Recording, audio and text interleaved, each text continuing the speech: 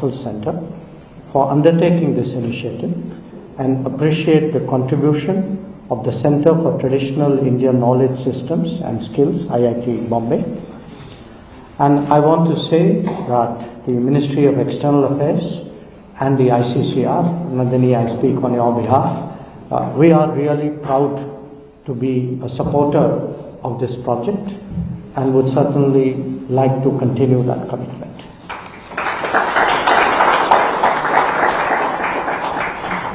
Now, manuscripts and mathematics aside, and I must say, I wish I had been taught mathematics poetically. It would have certainly made me a better student. But manuscripts and mathematics aside, what is this really about? And the answer, I believe, that in many ways this is about discovering, or more accurately, rediscovering ourselves.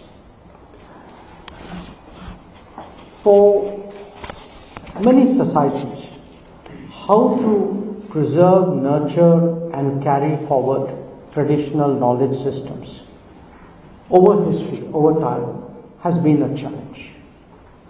And we are no exception.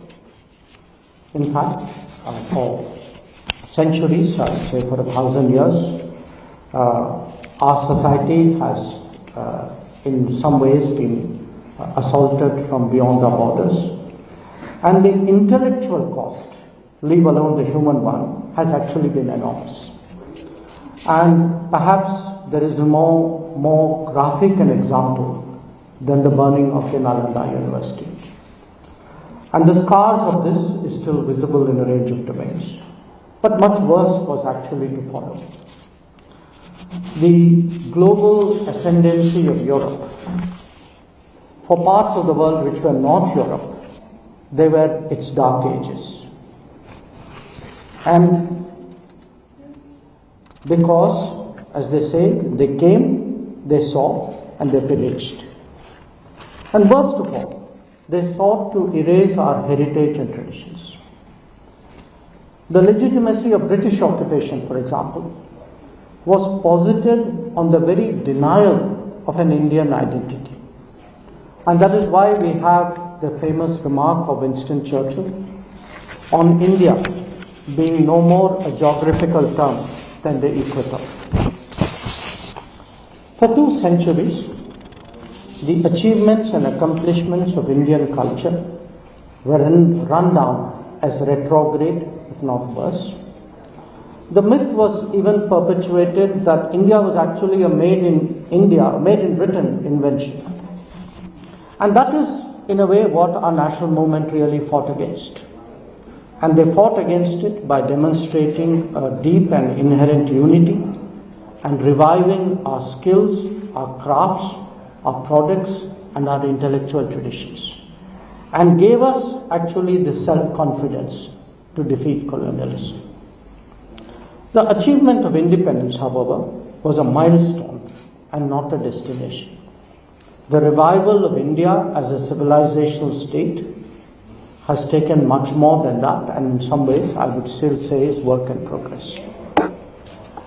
Now, in the period that follows, our debates in some ways position modernity as antithetical to tradition.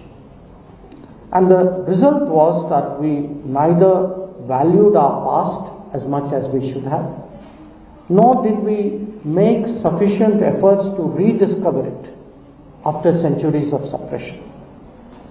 To a considerable degree, I think this attitude, this approach was reinforced by a belief that external models and ideologies held the key to our progress. And we went through that period as well, with all the handicaps that were inherent. And as a result, we actually set self-imposed limits on our own curiosity and our interests. Thereafter, the era of globalization actually reinforced this thinking by suggesting that the world was flat and a village to boot. The ground was prepared for universal norms and common standards. And all of you, of course, know who were the judges of those norms and standards. But of course, the real world was fundamentally different because it was essentially pluralistic, it was essentially diverse, but mind you, it was bound together in many regions by faith, by culture, history, traditions and practices. Now, today, we are past the high tide of globalization and we seek to actually define it within a certain border, within a certain framework. And that evolution makes it easier to encourage studying specificities.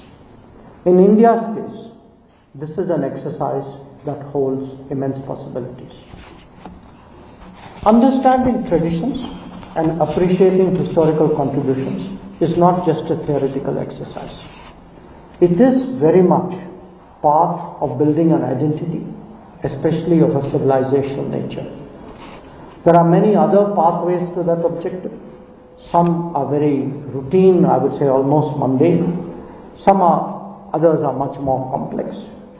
So when we support a Vishwakarma tradition, when we promote one district, one product in this country, when we espouse yoga, when we popularize Ayurveda, or when we advocate consumption of Sri Anna, each one of them is a facet of that endeavor.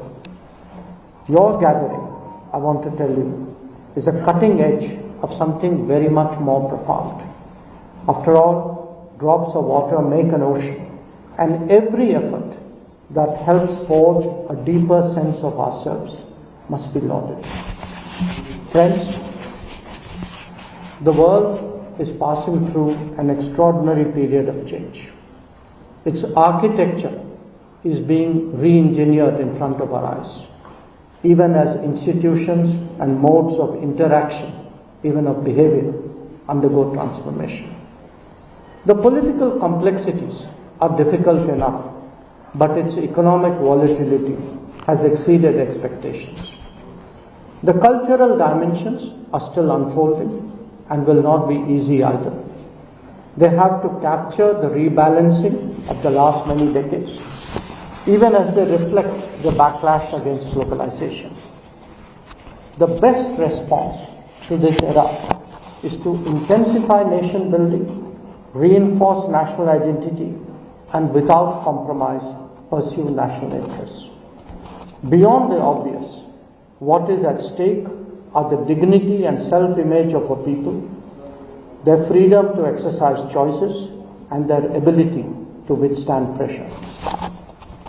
So, while recognizing the importance of engaging the world, and I would say even intensifying that process of engagement, there is today a really compelling argument for greater Atmanirbharta.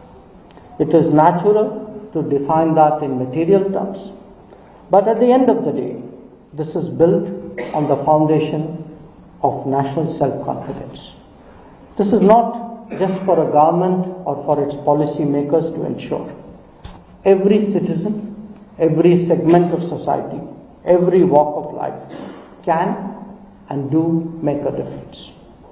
Intellectual leadership is particularly critical to that endeavor. Who we were and what we are will decide who we will become. It is in that spirit that I join you all. Let me again extend my best wishes for this particular conference and for the continued success of the Samhita initiative. Thank you very much.